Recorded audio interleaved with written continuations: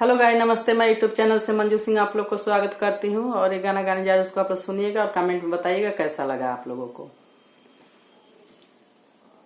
अपना ही माई बाप के का हम बिगड़ले रहनी, अपना ही माई बाप के का हम बिगड़ले रहनी।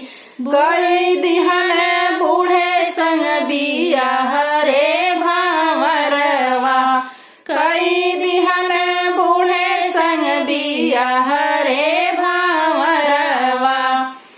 आगी लागी गईल करम जारी गईल हो, आगी लागी गईल करम जारी गईल हो। बूढ़े संगा भइल बियाह रे भावरवा, बूढ़े संगा भइल बियाह रे भावरवा।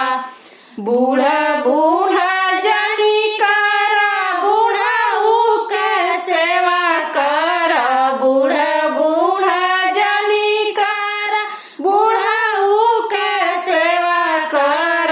बूढ़ऊ लागई है बेड़ा पर हो सांवरिया, बूढ़ऊ लागई है बेड़ा पर हो सांवरिया।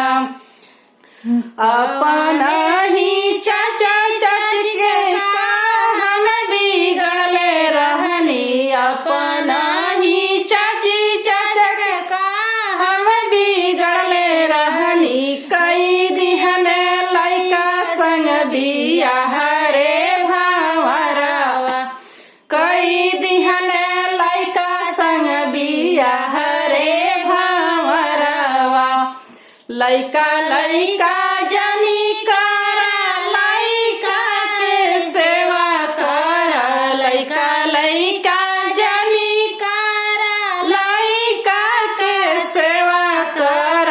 लइका लो जई है से आना रे सांवरिया, लइका हो जई है से आना हो सांवरिया।